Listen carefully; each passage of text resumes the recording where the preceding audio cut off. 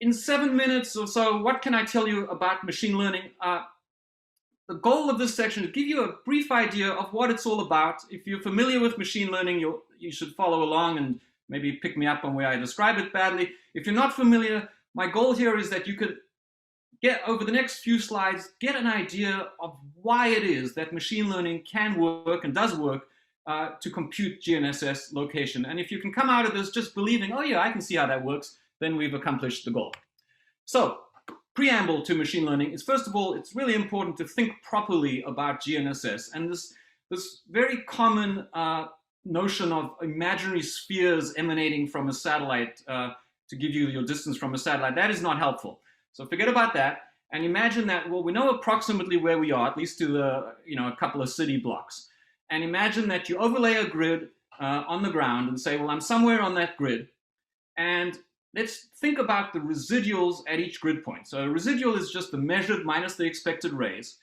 And if you're at a point where the measured ray matches the expected ray, well, that gives you this line of position with the residual 0. So something you might be familiar with, and kind of takes us back to classic navigation, where if you had no clock error, that line of position would contain your position. Generally, you do have a clock error, though, so let's put that aside for the moment. So if that's the line where the residual is 0 and you move towards the satellite on your grid, well, then the expected range will get smaller, so your residual gets bigger, and conversely, you move the other way, your residual will get smaller, more negative. Okay.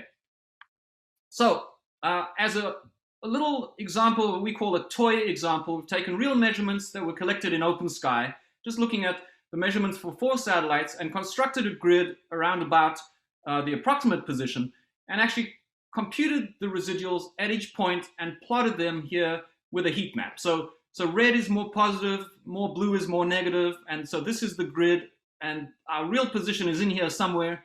And this is another picture of the same area, but for a different satellite, and this is for a different satellite, and this is for a different satellite again. So if you look at this, you say, okay, well, this satellite, the azimuth is 2, so it's in the north, the elevation is 6, it's low.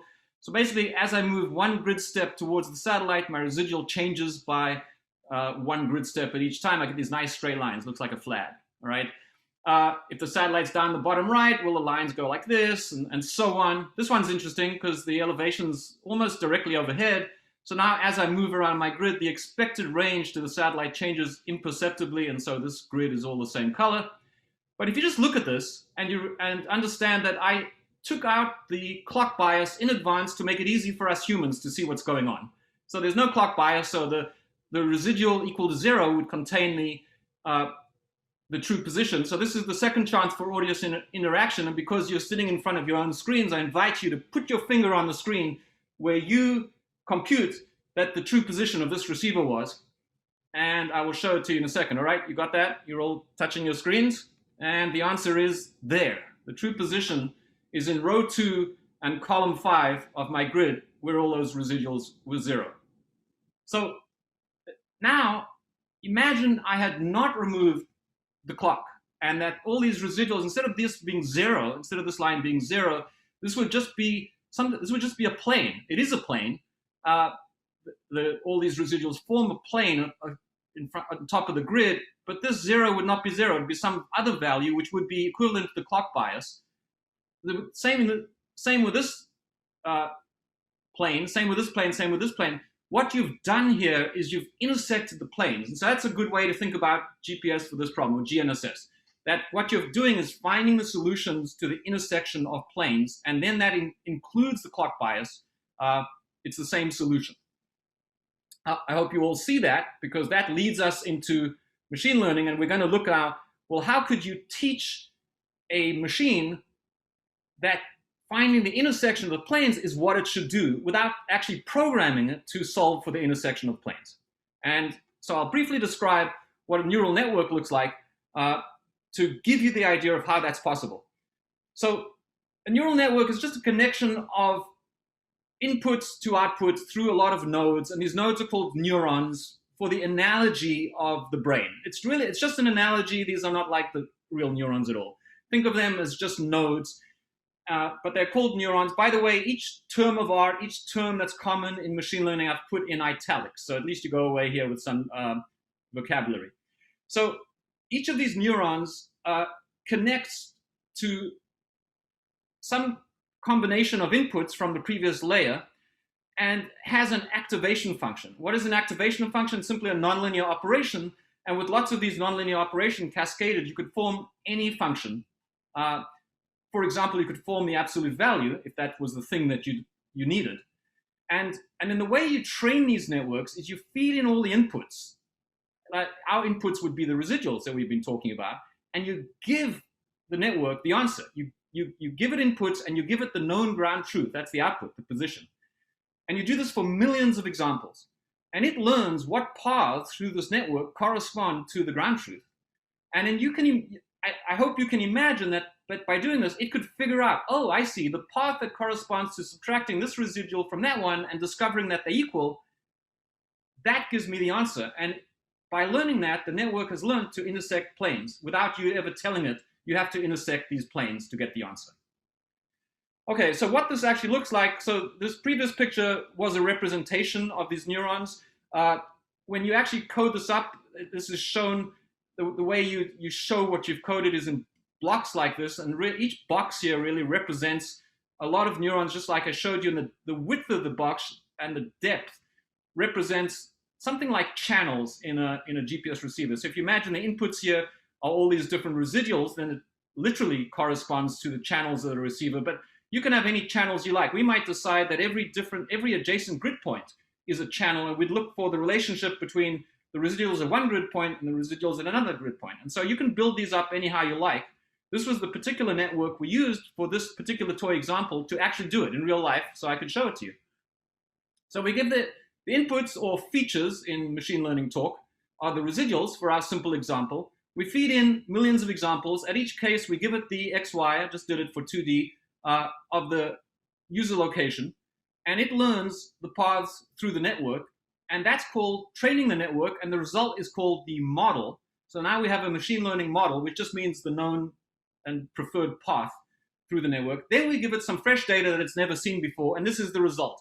Give it a few minutes of GPS data, it came up with these blue dots scattered around here, and then for comparison, I did a least squares solution on those same measurements. I got the red dots. So you can actually see that this simple network has a slightly tighter scatter or less covariance than the least squares solution, although it does have a biased solution. So that's interesting. You start to get interesting characteristics of your results that don't correspond to your a priori ideas of how least squares should work.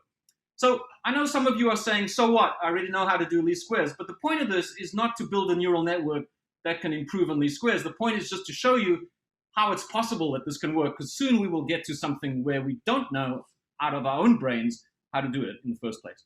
So I just want to touch on a couple more things that of machine learning that'll make it give you some notion of how this works in urban canyons. There are these different, I described at the input you have things like the residuals, and the output you have user location. What are these ones in the middle? Well, these are called hidden layers in the vernacular, and between each of these, you have a set of weights, and the network can learn different weights. It'll try different weights to figure out what are the best weights and what is the best path to collect my inputs to my output. And if you imagine more inputs than just residuals, let's imagine that we also add to the network inputs which are CN zeros. Well, we know from the physics of this that with stronger CN zeros, we'd expect the residual to match better, and with worse CN zeros, we'd expect the residual to match worse. And if we did this in the classic physics way, we'd do a weighted least squares, or we'd do weighting in a Kalman filter. Well, the network's going to learn a similar thing. It's going to learn that the weights that where the input was the CN0, and where that meets up with the residual from that same satellite, that if it weighted that stronger for the strong CN0 and weaker for the weak CN0, it more often gets the correct answer in the training examples that we give it. And so that is to explain to you the weights and these so-called hidden layers. So you put this all together in a real life example. So now we're going to move beyond the toy example and to real life. And so now we're in reality. So in reality, you don't have a flat plane, you have 3D terrain, but we know the 3D terrain. So we overlay our grid on the 3D terrain. Imagine taking a blanket and laying it on top of the 3D terrain. We also have the 3D buildings, as I described, and we also have many more features or inputs than simply residuals and CN0. For example, There's different constellations, so each of them behaves slightly differently. There's different signal types like L1CA, E5A, and so on. Each of those behave slightly differently. And there's many more features or inputs, which I can't get into now. You put those all in, now you look at the heat maps. Now if I ask you to put your finger on the true position, not so easy anymore, is it? But you can imagine that if I feed in millions of examples like this, and with each example I have a known ground truth, well, again, the network can learn what's the right thing to do. And this is where the machine learning can surpass human intelligence, because for us, it just becomes impossible to know what is the combination of all these things that corresponds to the right result, given the complexity of these many scattered rays that I've showed you, and the varying CN0 and so on. So we do all that, and here's an example of the result.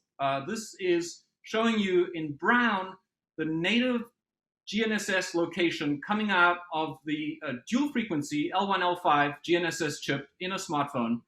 And as you can see, it's usually on the wrong side of the street or worse. This is in Berlin, Germany, by the way, and the worst case error in this short walk is 50 meters. So this is fairly typical in this environment.